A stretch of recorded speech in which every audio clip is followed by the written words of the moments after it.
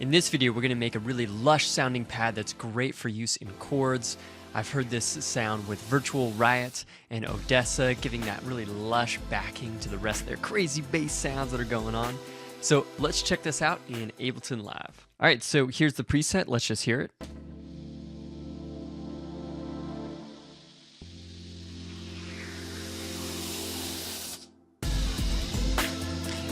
And let's just solo the chords that we're going to be making. Nice, it's got lots of movement, but this really airy quality to it. And in context with the rest of a track,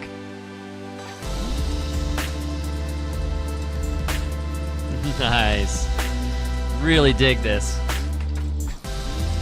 So we're gonna build this in Ableton Live's Wavetable from scratch. You can grab it for $1, just follow the first link, or watch the rest of the video. I'm gonna go step by step and build this preset from scratch in Ableton.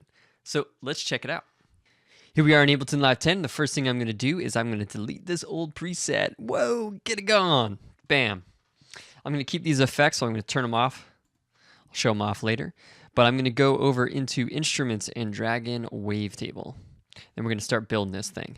Now, just for ease of use, I'm going to open this guy up, make it full screen so I can see everything laid out right there. Now, what I like to start with is the oscillators. Oscillator 1 I'm going to keep as the basic shape, but I'm going to go up to right around here, 65%. So I've got that saw sound. And then over in oscillator 2, I'm going to turn that on, keep it in basics, and go with FM fold.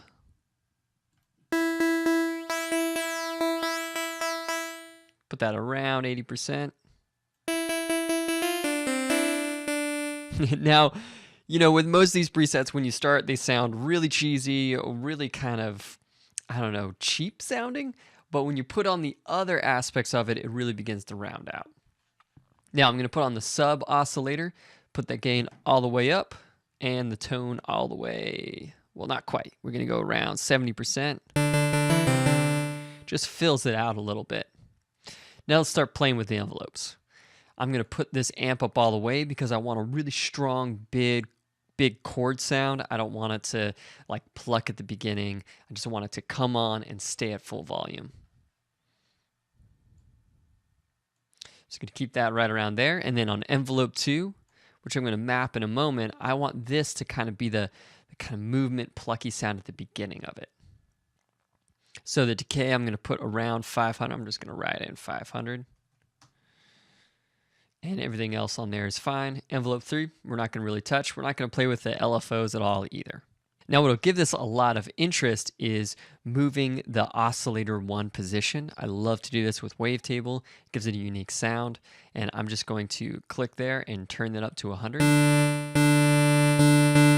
So you can see that it kind of, at the beginning, spikes up to a square wave and then comes back down to the saw. And then I'm also going to click oscillator 2 position and map that to -60. So you can see that one moves and then stabilizes up there. Great, now I'm gonna actually lower this frequency a little bit of that filter just to get rid of a little bit of the harshness. Now we're gonna start making the sound really good with a few things, with the unison and these effects. They're really a key to this sound. So unison, I'm going to set to noise because we want that nice airy, noisy sound. Put up to 8 voices, crazy, as much voices as we can. And we're going to put the amount up to 42%. Nice, now it's really big and full. But I'm going to actually turn down the volume just a little bit. All those extra voices made it a little bit loud. Now let's look on these effects. I'm just going to turn them on to start. You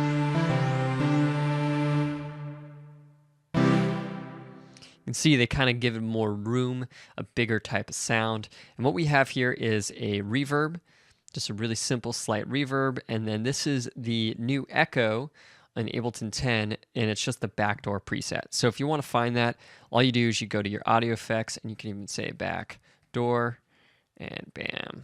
It's going to be right there. You can just drag it in. As far as the reverb settings, this is pretty simple. Let's see, the size is all the way up. stereo. You can kind of see these and emulate them at home, but we got the dry wet over here at around 44%, and everything else is set. It's just to kind of give it a little bit bigger of a space. You can also experiment with your own reverbs.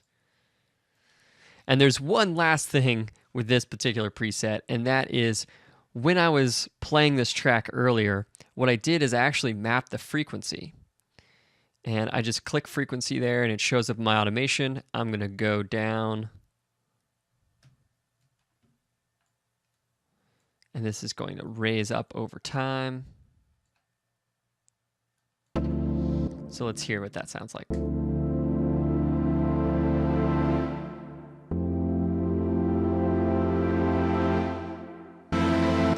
As that filter opens, it gives it a really cool sound.